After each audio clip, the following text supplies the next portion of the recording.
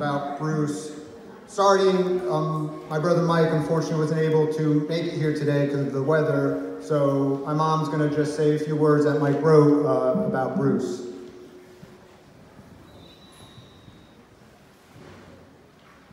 First of all, how great was our singer, Maddie. Thank you. Bruce would love that. That was his favorite song at all our Purple Strides. Okay, this is from my son, Michael. Ever since my stepfather, Bruce, passed away, I've thought about what I might want to say to honor him at his life celebration. I could talk about his courageous battle with cancer, his devotion to my mother, the joy he found in being a grandparent, or the many ways he enriched our community. I decided, though, that I would share something more personal about what Bruce meant to me. The circumstances in which Bruce came into my life were not exactly auspicious. I was 13 years old at the time. I was angry and sad and in no mood to welcome Bruce into our home. In my best moments, I was indifferent to what, in retrospect, was his incredible kindness, patience, and generosity towards me. At my worst, I took my anger out on him. He never complained, he never responded in kind, and he continued to go above and beyond what would have been expected of anyone else in a similar position. I hope he knows how much I appreciated him, even though I would have never dared say this out loud at the time.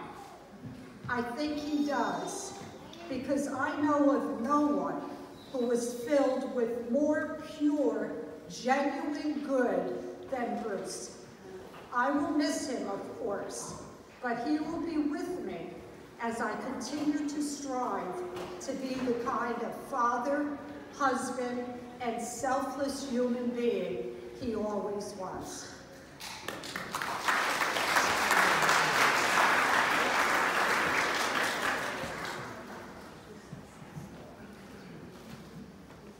Now to come up to speak, we're going to have my brother, Bruce's stepson, Chris.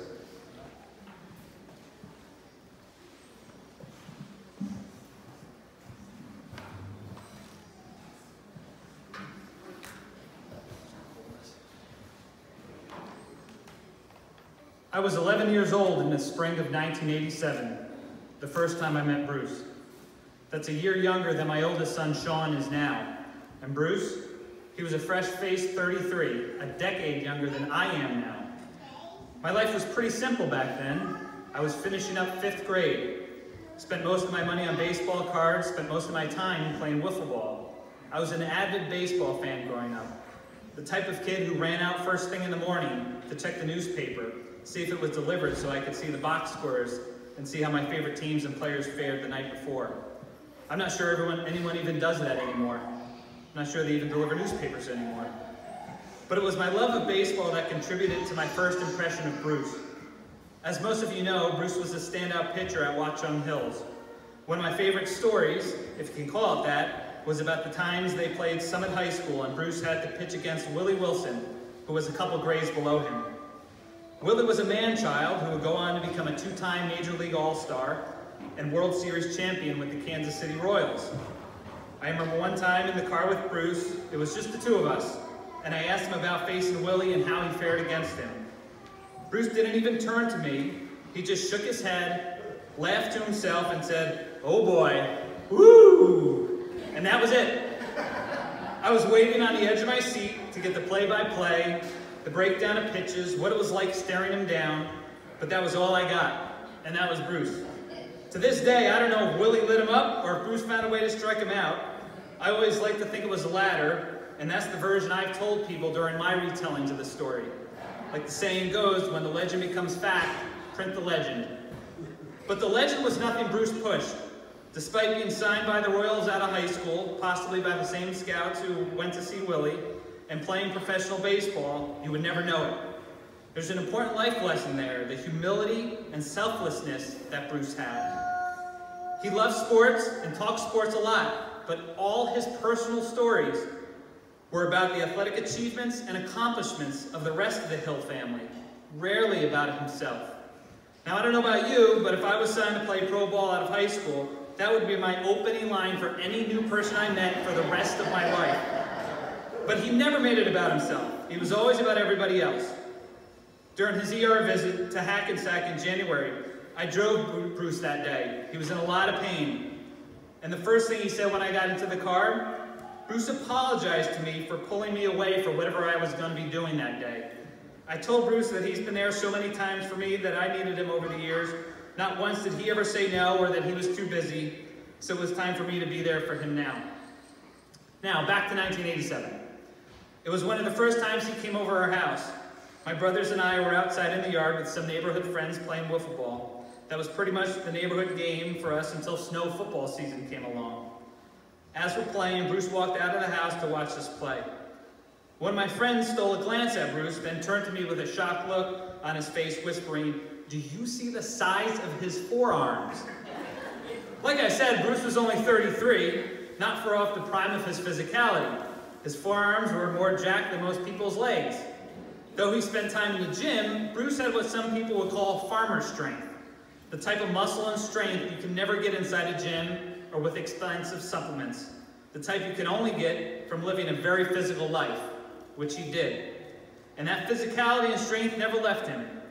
Back when Bruce had his Whipple procedure surgery and they removed part of his pancreas, part of his small intestine, his appendix, his gallbladder, 4 major organs in 10-hour surgery, Doug and I were worrying, how the heck were we going to get Bruce up 2 flights of stairs at home after he got discharged?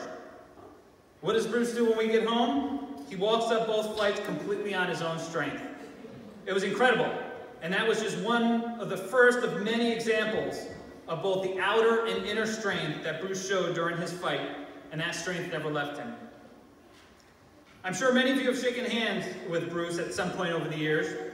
If you haven't, when he shook your hand, it felt like you were shaking the hands of an NFL lineman. His bare paws always swallowed me up, not just when I was a kid, but even during his final days. I remember thinking that the last time in the hospital when I shook his hand and said goodbye, that whatever cancer took from Bruce's insides, it couldn't touch that mighty grip of his on the outside. But back to the sports. Our mutual love of sports was always a big part of our relationship. Bruce took me to my first NFL game, my first NHL game, and of course there were lots of baseball games together. Most notably, the first time I went to Yankee Stadium with Bruce, we went to see the Yankees Blue Jays.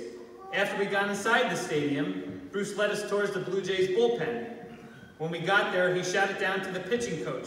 The coach, who apparently knew Bruce, stopped what he was doing, looked up in the stands where we were, and greeted him with a big welcoming smile as they proceeded to have a conversation. When you're a kid and you're with someone who's talking to the players or coaches on the field of a Major League Baseball game, that leaves a pretty big impression.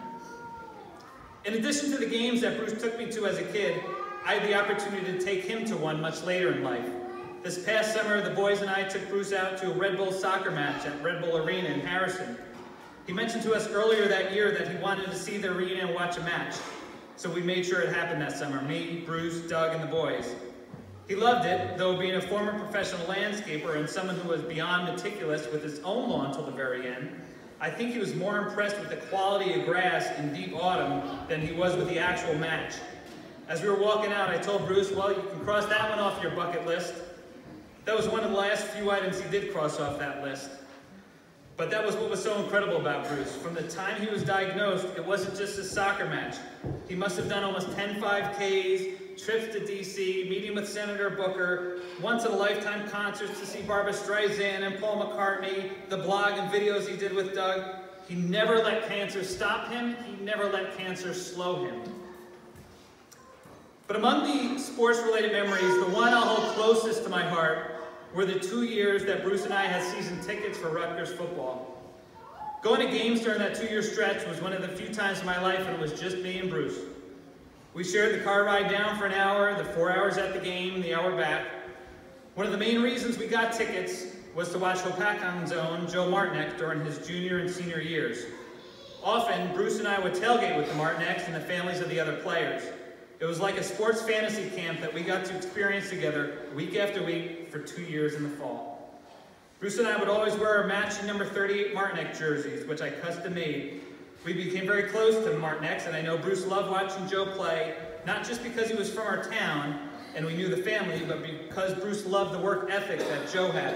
A very similar, non-stop fighting attitude. When people say he can't do it, he said, "Watch me." And Bruce himself showed that same attitude after he got sick. The day after I posted on Facebook about Bruce passing away, I got many messages. One in particular hit me because it reminded me of that time Bruce and I shared together. It was from Joe Martineck's dad. The text read, "I'm at the gym reading your post about Bruce. Couldn't see the words anymore because of the tears. My heartfelt condolences to you, your mom, and the entire family. When someone wears your son's name on his back, not because he's great, but because he's proud to know him, your heart breaks. Breaks when a man like Bruce passes. Goddamn tears won't start. This workout's for him."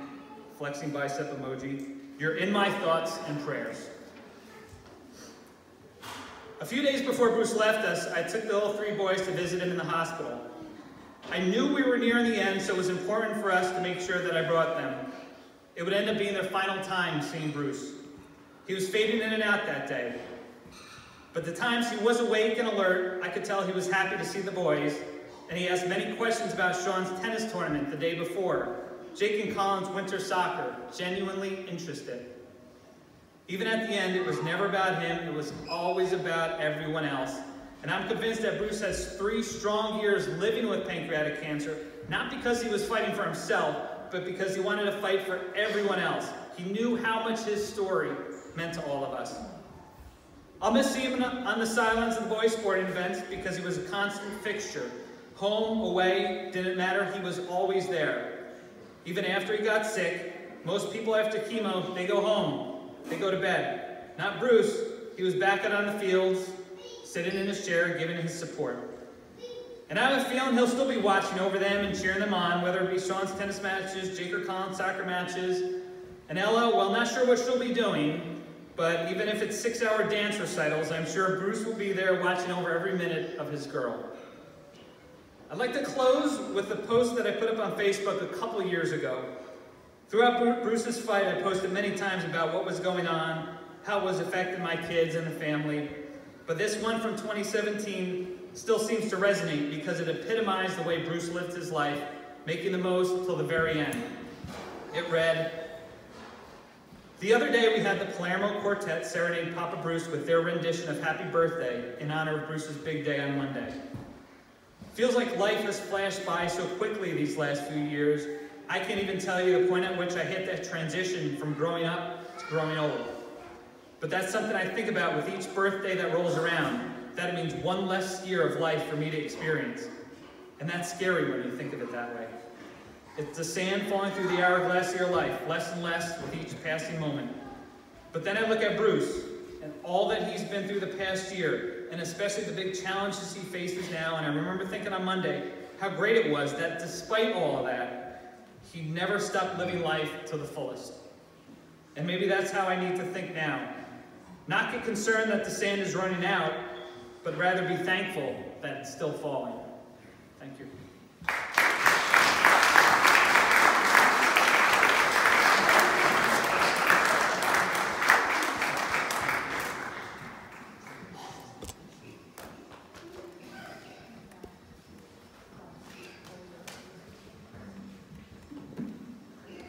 Next up is someone I could say a lot more about, but I think the most profound compliment I could give him is he's probably the most Bruce-like person I know.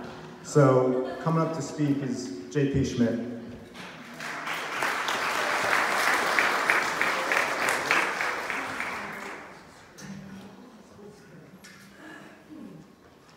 Good afternoon, everyone. We leave our fingerprint on this world based on the life we lead, and we all hope to leave a positive impact on our time here. We're here today to honor and celebrate the life of Bruce Hill, to talk about our memories of him and the impact he had on each of us, the fingerprints he left on our lives. I thought a lot about what it was I wanted to share about Bruce this afternoon, the way he specifically impacted my life and the way I think about things. They say there's beauty in simplicity. I'm a believer in this, and I think more than anyone, Bruce proved this to be true. Bruce didn't need fancy, expensive material things to find the joy in life, the joy in each day, or the joy in each moment. Maybe this is why he stayed so positive throughout his illness, because he focused on the now. He relished in the moment at hand. He didn't rush or wish away life. He enjoyed that moment he was in when he was caring for his lawn, or washing his vehicles, or going on a long walk with a loving dog. Bruce knew that each moment was a gift, and he had a love for the things that we often take for granted. I worked for years close to Bruce's childhood hometown, so we often discussed the area, and when we did, boy, did his face light up with delight. I would enjoy listening to the tales of his youth, but more so enjoyed watching Bruce open up about it. Bruce didn't volunteer a lot of stories of his youth, nor did he discuss the future much, because again, he was more concerned with the now. If you asked him about certain memories or specific time, of course he would share those stories with you, but usually it was Bruce asking about you. How are you? How's the family? How's Michael?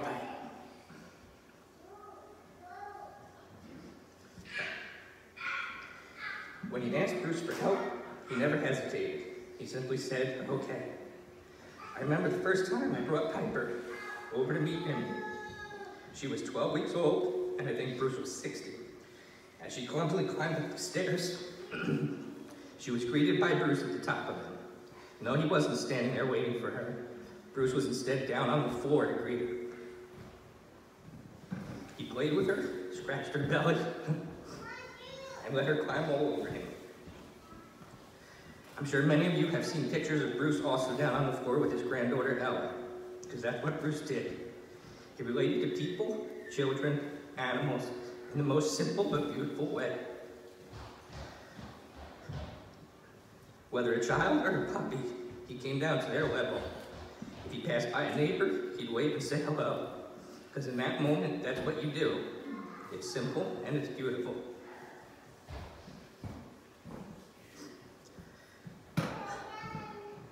I'll never forget the day Bruce was told his cancer was back. It was March 22nd, 2017.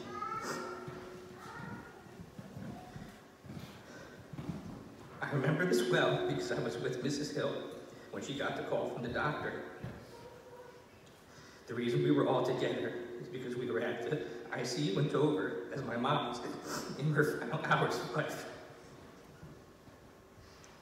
Mrs. Hill told Bruce the news she received from the doctor, and in typical Bruce fashion, he simply nodded his head and said, okay. And he immediately went back to focusing on my mom. I wanted to share that because, again, I think it shows how much Bruce lived in the moment. Even after receiving devastating news, he didn't look back, he didn't look ahead. He instead stayed with my family and focused on our needs at that time. To Bruce, it was simple. To me, it was beautiful.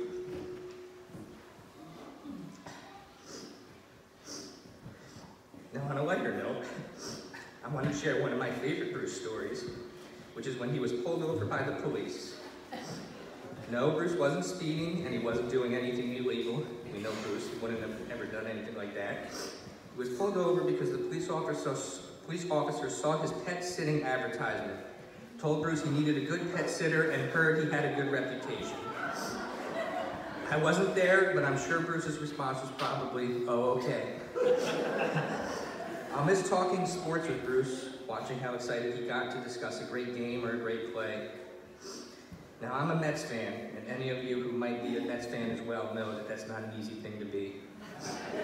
But I'm going to hold on to some hope here. I know the Yanks were Bruce's main baseball team, but in his final hours at hospice, the nurse asked him what his favorite team was, and yes, Bruce said, and I quote, the Mets. So Bruce, with all the agony that comes with being a Mets fan, I'm going to forever hold on to the possibility that you entered heaven rooting for the Mets. Speaking of hospice, after Bruce had passed that night, Mrs. Hill, Chris, and Doug and I were leaving the hospital, and the staff greeted us on our way down the hall. They offered their condolences, and one of the nurses who had just come on duty told Mrs. Hill she was sorry. Mrs. Hill said to her, "I wish you could have known him. He was one of a kind." The nurse replied, stating, "Oh, I knew him very well." We all kind of looked at each other, thinking maybe this is standard hospice code. Act as if you knew the patient well. Mrs. Hill said to her, "Oh, you did?" And the nurse said, "Well, yes, very well. He took care of my dogs for years." I don't know what it was, but it was exactly what we needed to hear in that moment of sadness. It was typical Bruce. We didn't think of the sadness we just experienced or the sadness that would be coming in the near future. It gave us a laugh and a smile in that moment, and it was simple, and it was beautiful. Bruce had said to me in the hospital that when he got out, he wanted to have a party at St. Jude's with family and friends. Bruce, we hope you enjoy your party. We thank you for leaving your fingerprints on our lives, for showing us the beauty and simplicity, for showing us the importance and beauty of living in the moment, for showing us how to appreciate the small things. In Doug's eulogy, he mentioned 3 things Bruce always lived by: be good, work hard, and help others. If I could add one more thing to it, it would be take the time to smell the roses, as Bruce always did. So when you leave today and you think about Bruce, I encourage you to wave to your neighbors, get down on the floor with the children and the pets in your lives. If someone asks you for help and it's within your means, say okay. And every day live in the moment and take time to smell the roses. Now most of you know that Bruce was a phenomenal baseball player. If not for injuries, he probably would have had a nice professional career playing. In baseball, fans honor a great performance by giving a standing ovation known as a curtain call. So I'm going to ask you all to stand, put your hands together, and let's give Bruce an invite and well-deserved career.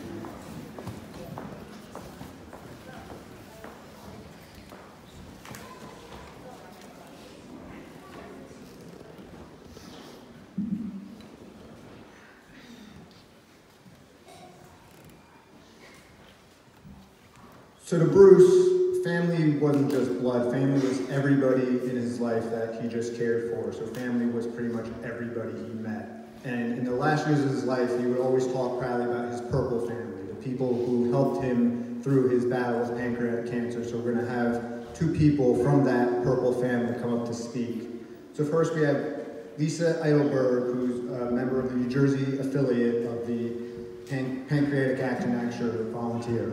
So Lisa.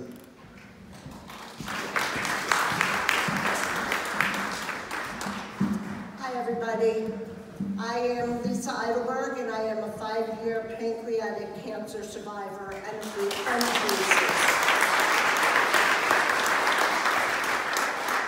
I hope what I'm about to say doesn't come off as self-promoting or patting myself on the back, but when Linda told me about the date of Bruce's celebration of life, I thought, geez, I'm on vacation that week, and you know, those vacation weeks are very coveted. However, as we all know and love Bruce, we know that Bruce would have done anything, including cutting a vacation short, to be there for any of us. So my thought is, how can I not follow in Bruce's footsteps? Because Bruce was just that person. He was just a great guy who would do anything for anyone. I met Bruce and Linda 2.5 years ago.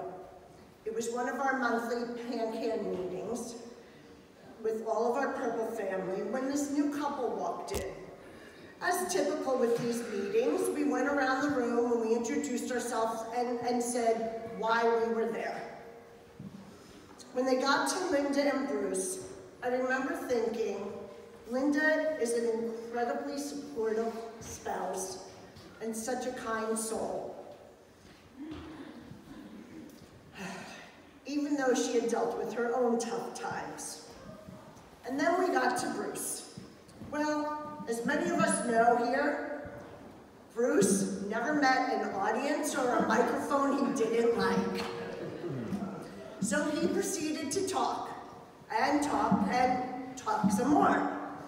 But he spoke so confidently about his 6-month survivorship, his Whipple, his chemo, and how he will beat this monster.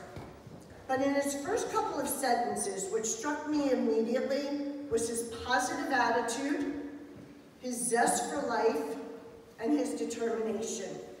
From that moment on, Bruce not only became a friend to all of our Purple family, but a passionate and active member and volunteer.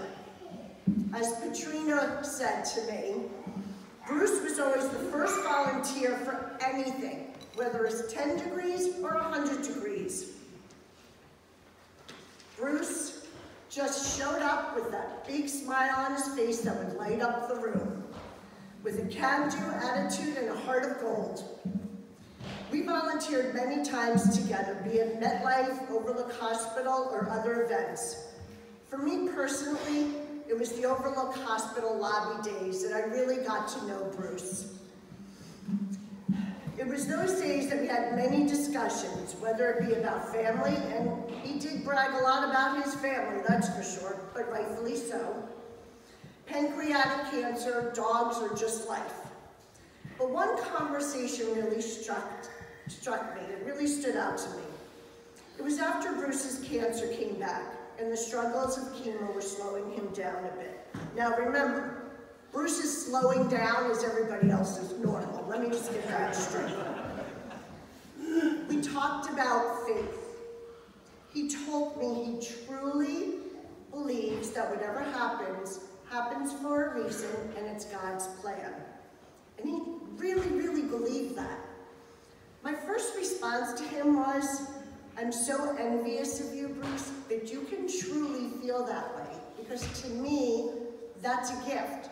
For someone who, sorry if I offend anyone, may not have that faith, it's a gift to feel that way, truly, and he believed it down to his toes. This belief and faith helped him tremendously through tough times, and in a way, as I said before, I was envious of that. Bruce was also a dog lover, and I'm afraid of dogs, so we had so much alike, but so much different. As Gordon said, if dogs were allowed here today, Buddy would be sitting in the front row wagging his tail. Human or animal, Bruce was good to all. When Bruce was going through chemo, I sat with him one day as Linda was going through her own difficult time. Of course, being the good Jewish woman I am, I went with a bag of bagels, tuna fish, cream cheese, egg salad, you name it, I had it. And I bought extras for Bruce and for the staff. Linda made sure to tell me, don't be offended if he doesn't eat a lot, because he's not eating too much these days. Bruce, you want a bagel? Sure, I'll have a bagel. Bruce, you want some tuna fish on it? Yeah, sure, I'll have some tuna fish on it. That man scoured that thing down in less than a minute flat. Bruce, you want another bagel? Well, yeah, okay, I'll take another bagel. Bruce, you want some cream cheese on it? Yeah. Needless to say, there was about 2 bagels left for the staff after Bruce was not really eating much anymore that day.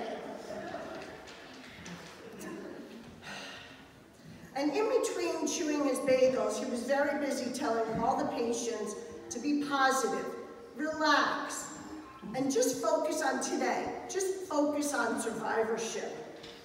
And when the end was coming near, Bruce's will and determination and ability to make others feel at ease never ever waned. I always thought, as a survivor, as someone who's been through Whipple and chemotherapy and radiation and all the same things, I always thought that I was a very positive person, but quite frankly, I felt like Nancy Negative next to Bruce, always. Bruce and I may have been very, very different people outwardly, but our cores and our determination were always very similar. Our Purple family is struggling today with not only Bruce's loss, but other good, passionate volunteers, some battling as we speak.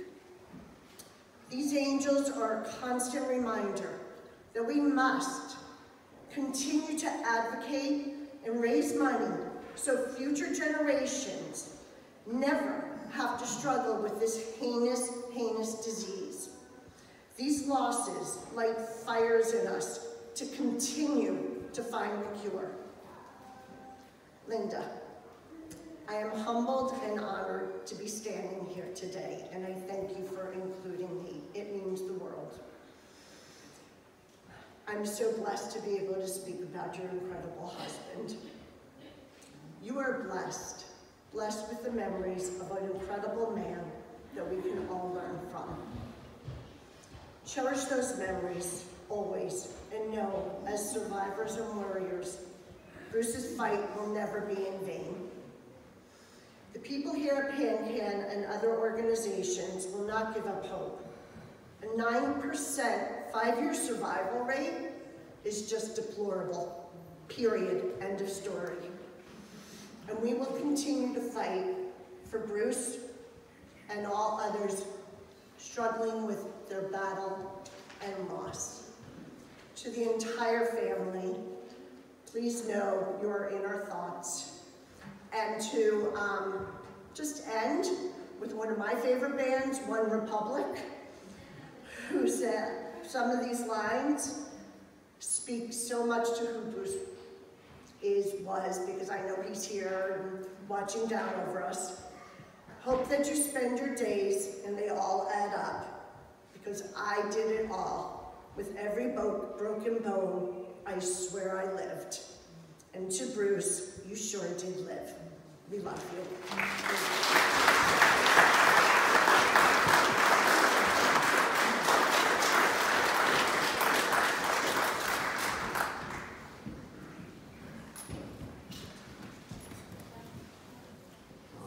Our last speaker is also, he's from the Never Give Up group, member of it, also a pancreatic cancer survivor, also probably one who's made the furthest trip down here. So I'm going to bring up Mark Head.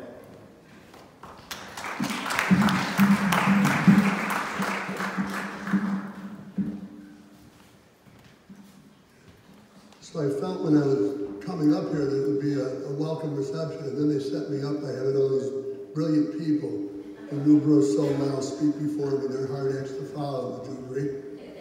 Unbelievable. We're all gathered here because of the light that Bruce spread and shed on everyone here in different ways, both Bruce and Linda and the boys. Muhammad Ali once famously said, "Service to others is the rent we pay for our room in this world." By that standard, Bruce paid his rent every single day of his life. He seemed drawn to doing the right thing for all the right reasons. Bruce was not flashy or ostentatious. He impressed me as a strong, silent type. No belly aching, no complaining, pure Forrest Gump. His service work was not done for the vain purpose of others noticing and lauding his efforts, or so he could bask in the glory of his handiwork. Bruce served others because this is who he was, period. Had it not been for his commitment to helping others beside himself, he and I may not have crossed paths. The same could be said of Linda as well. I first met Bruce and Linda warehouse at the Washington, D.C. gathering sponsored by Pancreatic Action Network, also known as Pancreatic Cancer Advocacy Days. Bruce and I were considered to be long-term survivors at that time. We met last June. Far too few of our fellow pancreatic cancer survivors lived past the first year of their diagnosis. We had all converged there to lobby Congress to better support research and clinical trials, so that Congress might give more funds so that we could raise the 5-year survival rate of pancreatic cancer. The speaker before me mentioned that the 5-year survival rate of pancreatic cancer is 9%. That's pathetic. The 10-year survival rate is even more heartbreaking. It's 1%. Pancreatic cancer holds the distinction of being the only cancer type that's not made a significant mortality improvement since 1971. Our hope for change is found in the belief that the fruit of these labors will result one day in a cure for this scourge that ravishes too many. At that meeting, Bruce and Linda and my wife Donna and I attended a dinner at a restaurant in the Capital District in Washington. That dinner was sponsored by the founder of the Facebook support group that he mentioned before, Never Ever Give Up. It was founded by another survivor, Barry Ryder, who was supposed to be there, who was there with us, and like Bruce, Barry gave all of himself to his effort to stay alive and to remain a person first and a patient second. Barry was unable to be with us in DC, and heartbreakingly, he died a few scant weeks before Bruce did. At the first meeting, I was immediately struck by how down-to-earth and real the Hills were. I recognized Bruce's quiet energy that presented as matter-of-factly, oh yeah, I have pancreatic cancer, but I'm not going to let it get in the way of my living my life. For PC survivors, that Stephen King Shawshank Redemption line, get busy living or get busy dying, holds special meaning. Bruce's penchant for living his life was by every lens through which we could examine such things, a cinematic testimonial to courage, positivity, and nobility. Bruce's humility was not feigned, nor was it forced. It was authentic. Taxed with the death sentence of an illness, he refused to lay down or boo-hoo on the pity pot or to complain about it. Bruce put cancer on the back burner up until the very end. It was never the forefront unless it was about facing his chemo or undergoing a serious procedure or about rallying others. Cancer had very little to do with Bruce's life plan for himself. It was, near as I could tell, an inconvenience, something to live through, not something that defined him as a person. As a pancreatic cancer survivor myself, I marveled at his calm. When I found myself in his company, what I noticed the most was how calm I became when we were together, and the peacefulness that remained with me after we parted from his company. Maya Angelou eloquently said once, people will forget what you said, they may forget what you did, but they will never, ever forget how you made them feel.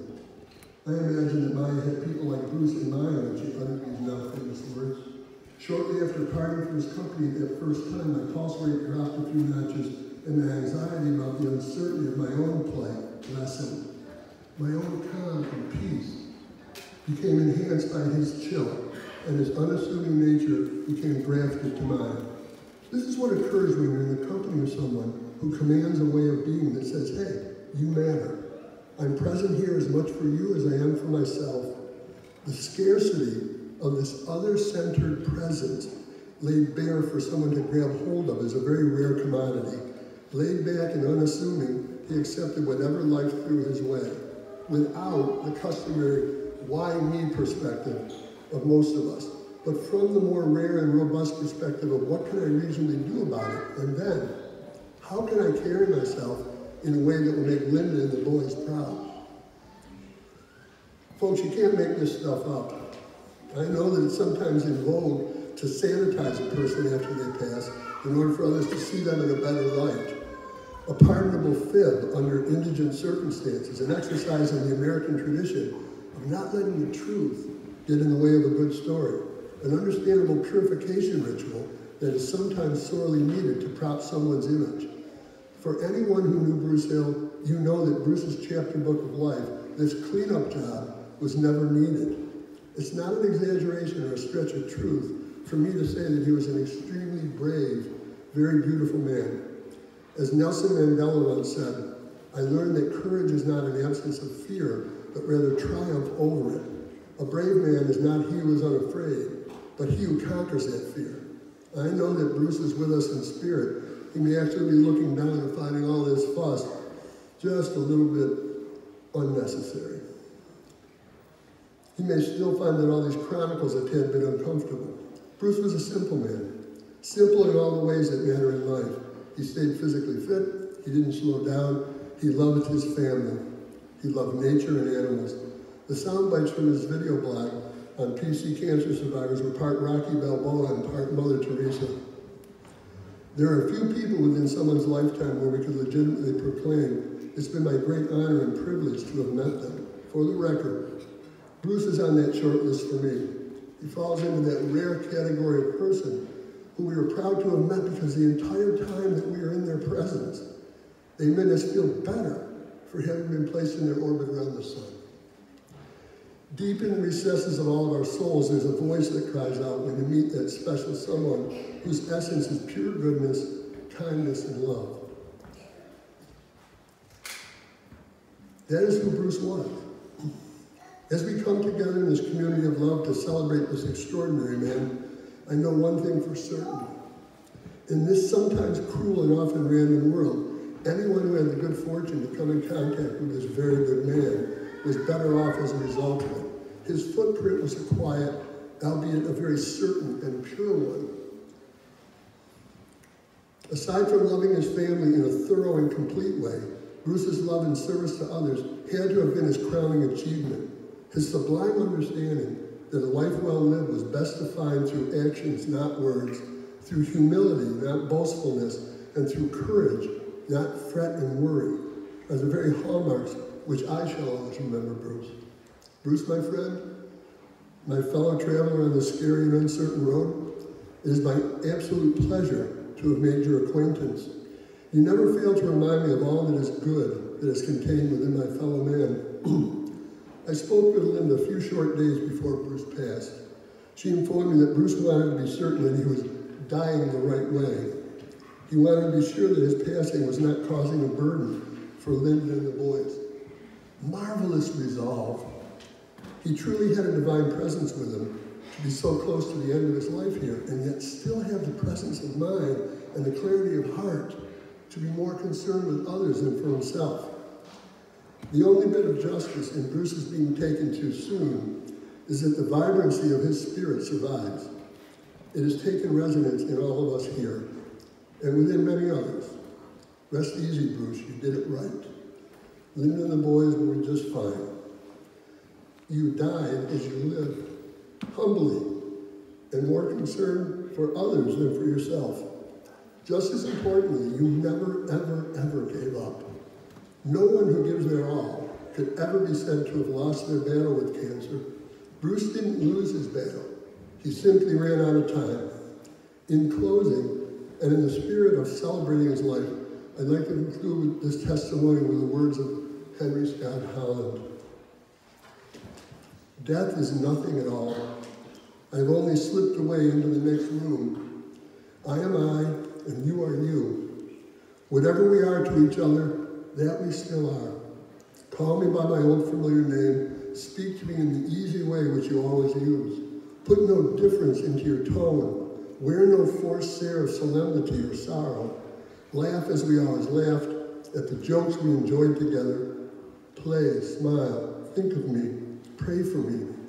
Let my name be ever the household word that it always was. Let it be spoken without effect, without the trace or shadow on it. Life means all that it ever meant. It is the same as it ever was. There is no absolute unbroken continuity. Why should I be out of mind?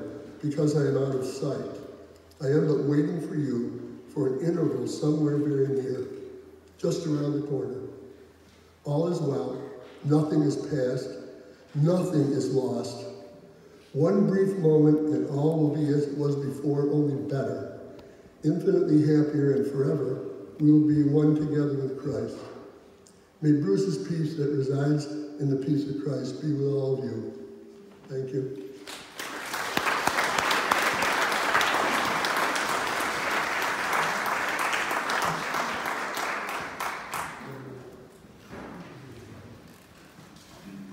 So that concludes our program, but definitely feel free to stick around, enjoy some dessert, some coffee, enjoy each other's company, and thank you again. And also, if you want to leave a message or write on the little hearts on the centerpieces of the table, there's pens at the table. Even take, a couple minutes now, grab a pen, leave a message.